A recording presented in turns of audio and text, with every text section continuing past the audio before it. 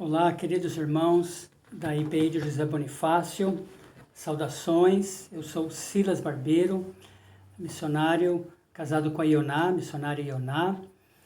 Estamos aqui em São José do Rio Preto. Muito obrigado por essa oportunidade de compartilhar com vocês da Palavra de Deus no domingo de Páscoa. Que Deus abençoe a vida de vocês grandemente, poderosamente. Talvez se você tiver já alguns anos aí na igreja, você vai se lembrar da gente. Nós estivemos aí várias vezes na época do saudoso reverendo Jetro, falando de missões, do nosso ministério. Nós somos missionários no norte da África por 30 anos, entre povos muçulmanos, com plantação de igreja. Estivemos envolvidos em projetos sociais e missão integral também. Eu sou professor, trabalhei com pessoas com necessidades especiais.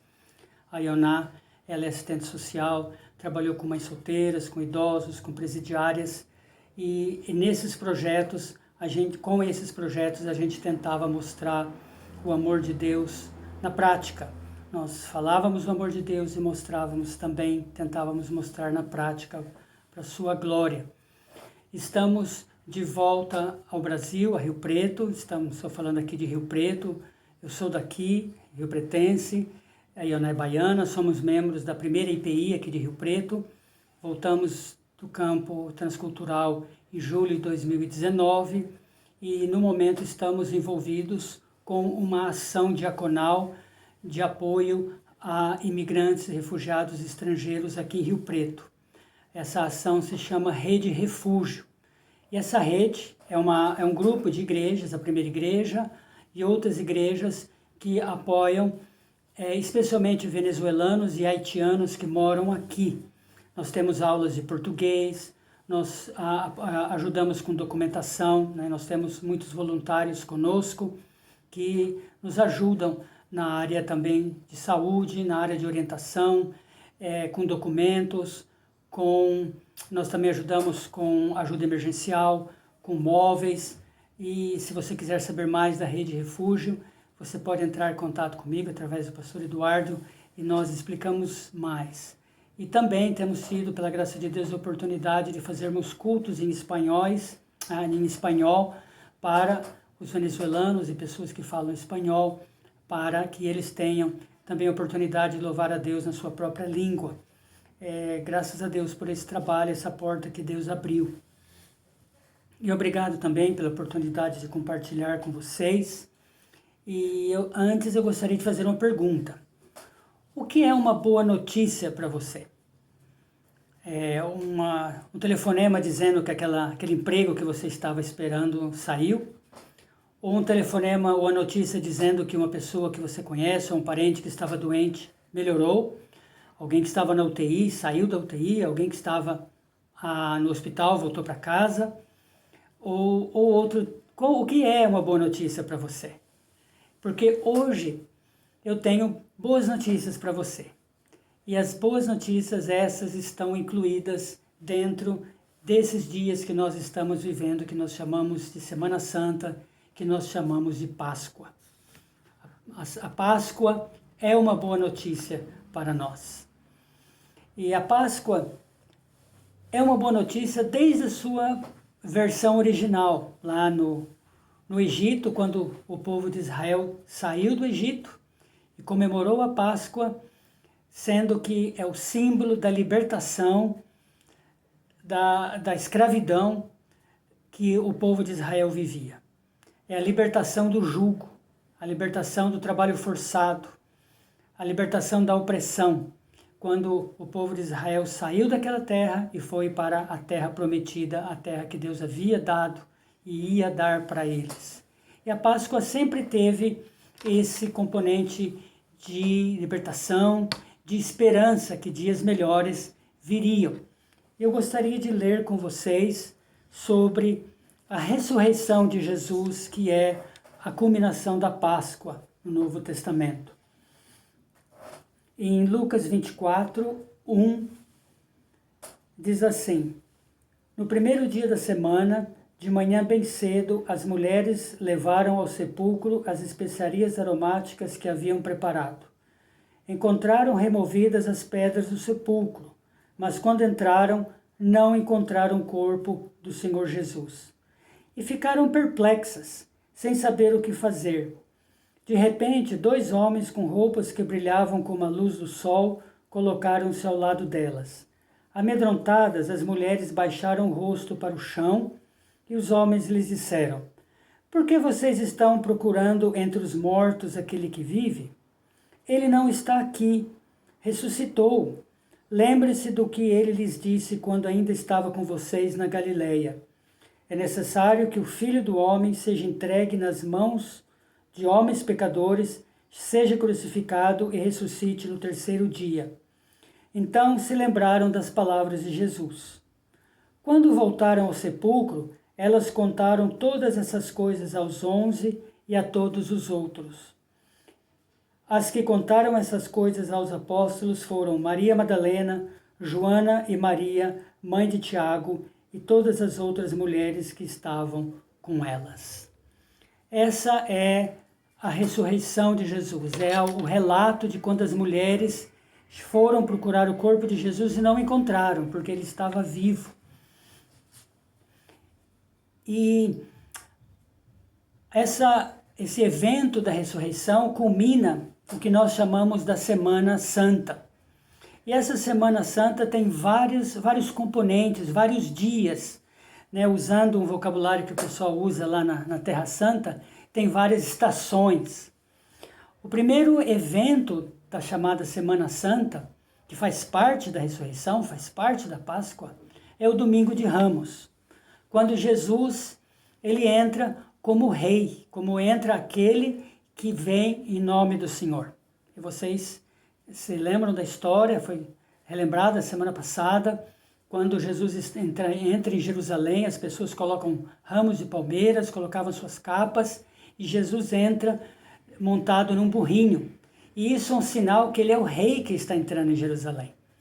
Ele é o que vem em nome do Senhor. É como se uma pessoa chegasse em Brasília, descesse do avião com uma faixa presidencial. É o símbolo que ele é o presidente. E Jesus aqui, a maneira com que ele entrou, é o símbolo que ele era o rei esperado. E quando Jesus entra em Jerusalém, ele encontra uma cidade infeliz, uma cidade que não estava feliz. Por quê? Porque Jesus estava dentro de um contexto de injustiças, injustiça social, exploração religiosa, exploração social, doenças. E também, em Jerusalém, o povo de Israel estava debaixo do jugo romano. Israel era um país invadido, ocupado, que era governado por um povo que governava com mão de ferro. E Jerusalém era a capital tanto de Israel como de seus ocupadores, seus ocupantes, os romanos. E Jesus, ao ver isso tudo, ele chorou, ele sentiu as injustiças, ele sentiu a opressão, e ele sabia também o que viria depois. Mas esse Domingo de Ramos marca a entrada de Jesus como rei, o libertador de toda essa opressão que o povo vivia. E o povo, os discípulos, as mulheres estavam cheios de esperança, cheios de alegria. E uma outra estação, um outro evento, é a sexta-feira, que nós chamamos Sexta-feira da Paixão, Sexta-feira da Morte de Jesus. É o dia que Jesus, então, depois de ser julgado, torturado, abusado, ele então é crucificado, que era uma morte horrível também. A sexta-feira é a noite escura, é a soma de todos os medos, é quando parece que a esperança morre. E eu fico pensando, né, nos discípulos, nas mulheres, naqueles que acompanhavam Jesus, o choque que deve ter sido de sentir, de ver Jesus morrer. Que tristeza, parece realmente a esperança morreu. E outro evento, outro dia dessa semana, da ressurreição, da Páscoa, é o sábado. É o sábado da tristeza. É o sábado da dor pela perda de Jesus, perda pelo que morreu, dos sonhos quebrados, os sonhos de libertação.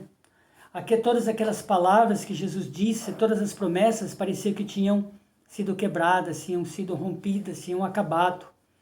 porque Jesus estava morto. Mais uma vez a tristeza, a profunda tristeza naqueles homens e naquelas mulheres.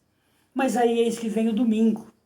E o domingo é o dia da esperança em si mesma, em si mesmo. Porque quando as mulheres elas vão ali ao túmulo, elas se sentem perplexas. É o dia do espanto, porque ao entrarem naquele túmulo, o túmulo está vazio. E de repente 2 homens estão ali. 2 homens que começam a conversar com elas e de repente toda aquela esperança começa a voltar, toda aquela tristeza começa a dar lugar novamente à esperança, porque o homem, naquelas roupas brilhantes, ele fala uma frase simples, mas muito profunda e que muda tudo. Ele diz: por que vocês estão procurando entre os mortos aquele que vive? O rei que entrou em Jerusalém no burrinho, ele morreu, mas ele está vivo, ele não está morto. O Messias, o ungido de Deus, ele está vivo. O Cordeiro de Deus que tira o pecado do mundo, da humanidade, ele está vivo. Aquela pessoa que fez tantos milagres, também ressuscitou pessoas dos mortos, ele não está vivo, ele está morto. E de repente as mulheres sentem então toda aquela esperança voltar. Imagina a alegria delas depois daqueles 2 dias de tremenda tristeza e decepção. E essa é a boa notícia. É a nossa boa notícia que eu gostaria de compartilhar com vocês hoje uma vez mais. É que Jesus venceu a morte. E hoje em dia se fala muito de morte. Todos os dias os jornais, a televisão dá a notícia de quantos mortos por dia. Todos nós temos pessoas, família, familiares, amigos, que estão ou enfermos ou com suspeita de alguma doença, Covid, alguma coisa, e pessoas mesmo que faleceram. Mas Jesus é aquele que vence a morte. É aquele que nos liberta dos nossos pecados. Como o povo de Israel que saiu da terra da escravidão, Jesus, o ressurreto, ele nos tira da nossa escravidão espiritual e nos dá vida, porque ele viveu e ele é a vida. Ele nos salva, assim como Moisés levou o povo do Egito para a terra prometida. Jesus é o nosso Salvador, que nos tira dos nossos pecados, da nossa morte espiritual e nos leva para a vida. E eu queria que você imaginasse agora que você está num avião e de repente alguém fala: o piloto está incapacitado, o piloto não pode voar o avião. E o avião vai cair, o avião começa a cair e você olha para o lado e você pensa: eu vou morrer, o avião, todos nós vamos cair junto. Mas aí alguém ali no avião fala: não, espera, eu sou piloto, eu posso pilotar esse avião. E aí essa pessoa vai, entra na cabine, pega ali os comandos, arremete o avião, equilibra, estabiliza e pousa no aeroporto mais próximo. Imagina a sua alegria, imagina a alegria das pessoas que estavam no caminho da morte, estavam despencando em direção à morte, de repente são salvos por um piloto. E é isso, essa é a boa nova. A boa nova é que nós estamos, entre aspas, despencando em direção à nossa morte espiritual, mas agora nós temos um Salvador. Aquele que voltou da morte para a vida, ele nos dá a vida também. Glória a Deus por isso. Essa é a mensagem da Páscoa, da ressurreição de Jesus, da nossa libertação, da vida que nós temos agora. Talvez você conheça alguém que tem medo da morte. Talvez você conheça alguém que está enfrentando a morte, ou que tem alguém na família, próximo, que está enfrentando a morte também. E essa é a mensagem para essas pessoas, que em Jesus nós temos vida. Que talvez, se Jesus não voltar antes, nós vamos morrer fisicamente, mas espiritualmente nós vamos viver, e vamos viver com Jesus, o nosso Salvador. Agora o texto não termina aí, tem mais uma parte nessa história da ressurreição. A parte em que está centrada no verbo anunciar. porque aqui as mulheres saem imediatamente para anunciar aos discípulos que Jesus está vivo. E em Mateus 28, 7, diz ainda de maneira mais clara, aquele homem diz às mulheres, e depois, imediatamente, e dizei aos discípulos que Jesus está vivo.